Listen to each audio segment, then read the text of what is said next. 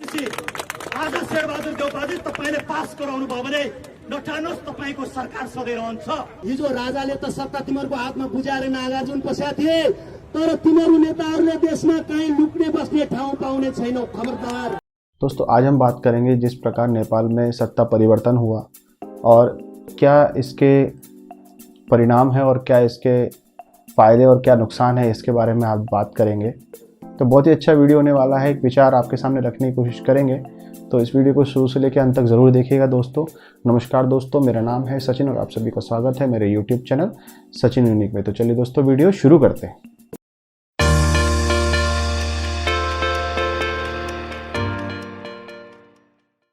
दोस्तों, जैसा कि आपने देखा कि जो केपी ओली गवर्नमेंट थी पहले और नेपाल में जो प्रधानमंत्री केपी शर्मा ओली जी थे और उनके जो कुछ ऐसे कृत्य थे जो असंवैधानिक होने के कारण विपक्षी दलों ने जो पूरी तरीके से न्यायालय में रिट पिटीशन डाली और उसके आधार पर न्यायालय ने उनके केपी ओली के पद को खारिज करते हुए उन्हें सत्ता से हटाते हुए जो विपक्षी दल हैं उन्हें नेपाल के संविधान के आर्टिकल 75 के अंतर्गत उन्हें प्रधानमंत्री घोषित किया। और इस बात को लेकर के जो नेपाल के जो राष्ट्रपति विद्यादेवी भंडारी हैं उन्होंने और जो नए प्रधानमंत्री हैं शेरबहादुर देउबा, इन्हें पद और गोपनीयता की शपथ दिलाई।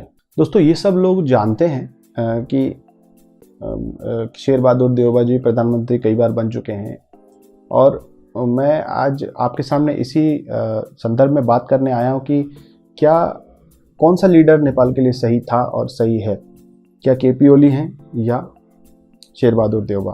अब केपी ओली जी का तो आप देख ही चुके हैं कि किस प्रकार अपनी सत्ता को बचाने के लिए और जो आसपास के जो पॉलिटिकल पार्टी वाले जैसे पुष्पकमल दहल जी थे उनसे आगे पीछे दिक्कतें हो रही थी लेकर के इनको काफ़ी ज़्यादा परेशान भी थे। और साथ में जिन्हें सत्ता प्राप्त हुई है शेरबहादुर देउबा, इनका भी रिकॉर्ड कुछ अच्छा नहीं है, इन्होंने भी कुछ अच्छा कार्य नहीं किया है। देखा जाए तो मैं अगर मेरी तरफ से अगर आप सोचें तो मुझे ऐसा लगता है कि आसमान से गिरे और खजूर में अटके, मतलब एक प्रॉब्लम से निकले तो दूसरे प्रॉब्लम में आप अटक गए।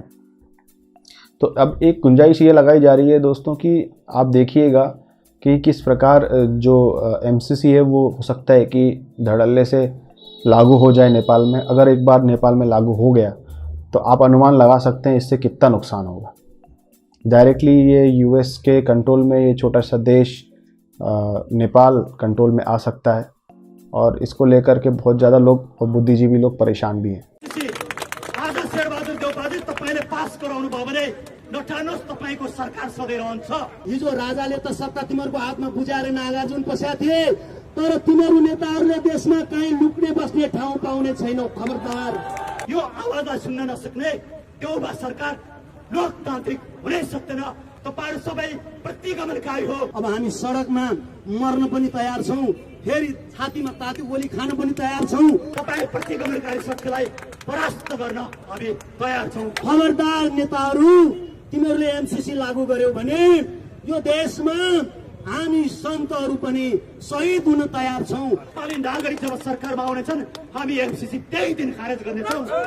दोस्तों, मैं आप लोगों को ये बता दूं कि जो ये काला पानी को लेकर के विवाद चल रहा था, ये कहीं ना कहीं देखा जाए तो जो काला पानी संधि जो महाकाली ट्रीटीज़ हुई हैं भारत और नेपाल के बीच में, जिसमें पूरी तरीके से जो इलेक्ट्रिसिटी का प्रोडक्शन होगा वो भारत सरकार निर्मित करेगी पर्टिकुलर पावर जनरेशन यूनिट को, और उसका कुछ परसेंट खुद रखेगी और उसका कुछ परसेंट बिजली नेपाल को देगी। तो कम नॉमिनल बिजली पूरी नेपाल को मिलेगी। और कहीं ना कहीं देखा तो राष्ट्रगादी ट्रीटी शेरबहादुर देउबा ने की थी और कहीं ना कहीं ये अटकलें भी लगाई जाती है। और ये एक्सपर्ट्स लोग भी कहते हैं कि कहीं ना कहीं शायद भारत सरकार को शेरबहादुर देउबा जी ने काला पानी शायद दे दिया है या बेच दिया है, कहीं ना कहीं ये अटकलें हैं।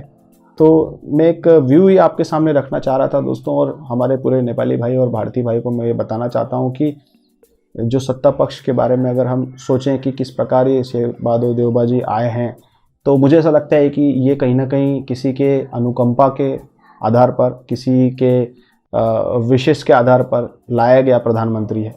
और मैं आपको दोस्तों यही बता दूं कि एक साझा सवाल करके एक प्रोग्राम आता है बीबीसी में, नेपाल का ही एक मतलब प्रोग्राम आता है समाचार, उसमें डिबेट होती है। तो उस डिबेट में इस शेर बहादुर देवबा जो कि एक अपने आप में एक कह सकते हैं कि आप इन्हें बहुत जल्दी गुस्सा आ जाता है, तो ये रिएक्टिव प्रतिक्रियावादी टाइप का व्यक्ति है।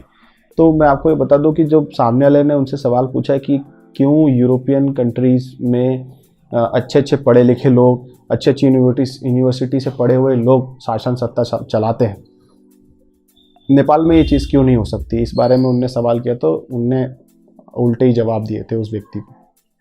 उन्होंने ये कह दिया था कि नेपाल में मैं ऑक्सफोर्ड क्यों लाऊं। ल तपाईकै पालो, तपाईँ उठ्नु होला।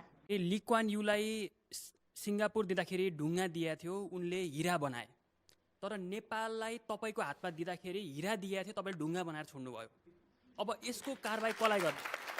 र अर्को ऐतिहासिक प्रश्न, सिङ्गापुर, अमेरिका, चाइना, बेलायत सबै प्रधानमन्त्रीहरू देशका अति उत्कृष्ट विद्यार्थीहरू मात्रै प्रधानमन्त्री भएको छन्। एउटा उदाहरणको लागि बेलायतको विगत 70 वर्षदेखि सम्पूर्ण प्रधानमन्त्रीहरू अक्सफोर्ड विश्वविद्यालयका छन्। नेपालको विगत 70 वर्षदेखि कुन चाहिँ हाम्रो सफल, हाम्रो मन बुझ्ने प्रधानमन्त्री हामीले कुन चाहिँ पायौँ? तपाईँले कहिले विस्थापित हुने? अति निराश भइसक्यौँ हामी। 4चोटि 5चोटि प्रधानमन्त्रीको लागि मात्रै प्रधानमन्त्री होइन, जनताको लागि प्रधानमन्त्री तपाईँ कहिले हुने? हेर्नुहोस्, नेपालमा चाहिँ जस्तो विद्यालय छ त्यही पढ्ने हो नि। हेर्नुहोस्, तपाईँले बल्ल बोल्दै हुनुहुन्छ तपाईँ। रिसको कुरा होइन नि। कहाँबाट ल्याउने? मैले अक्सफोर्ड कहाँबाट ल्याउने? अक्सफोर्ड विद्यालय नेपालमा त्रिपुल कहाँबाट अक्सफोर्ड विद्यालय ल्याउने? त्यसमा अक्सफोर्ड पढाएर बाँकी नेपालमा प्राइभेट स्कुल पाउने। उहाँले इङ्गित गर्नुभएको छ युवाहरूले अथवा देशको लागि सोच्ने प्रधानमन्त्री चाहिँ हाम्रो देशले कहिले पाउँछ र हाम्रो देशले विकासको गति कहिले लिन्छ भन्ने चाहिँ उहाँको प्रश्नको आशय। तपाईँले चाहँदै भन्ने कुरा त होइन नि। तपाईँले चाहे जस्तो बन्नुपर्छ भने के छ यहाँ? तपाईँले को अक्सफोर्ड पढाएको को पढाउँछ नेपालमा? अक्सफोर्ड तपाईँको इच्छा, तपाईँ व्यक्ति हो नि। जनताको इच्छा अनुसार भाउ प्राइभेटमा आऊ, म तपाईँको इच्छा अनुसार नमुरा, म जनताले चुने हो मलाई। तो अब यही है, आप समझ सकते हैं कि मेरा ऐसा मानना है कि नेपाल की राजनीति को देख करके ऐसा मुझे समझ में आता है कि एक प्रॉब्लम से निकले तो दूसरे प्रॉब्लम में अटक गए। एक फ्रेश नेता की ज़रूरत है। 60-62 साल के व्यक्ति को 50 साल, 60 साल, 70 साल जो क्रॉस कर चुका है उसे अब क्या पता, क्योंकि एक एरा वो देख चुका है, एक काल वो देख चुका है। अब वो नए सोच के साथ आगे नहीं बढ़ सकता। उसका दिमाग कहीं ना कहीं एक कठोर हो चुका है। आने वाली जनरेशन के साथ कदम से कदम मिलाने के लिए, आने वाली जनरेशन के साथ उनकी विवेक को समझने के लिए, आज की सोच से समझने के लिए युवा की ज़रूरत है। तो एक मेरे को भी लग रहा था कि एक युवा अगर नेता आ जाता तो काफ़ी ज़्यादा अच्छा होता, पर ऐसा हुआ नहीं। और आप देख रहे होंगे दोस्तों कि एमसीसी को लेकर के भी बहुत ज़्यादा पूर्वानुमान लगाया जा रहा है कि अब एमसीसी आसानी से पास हो जाएगा।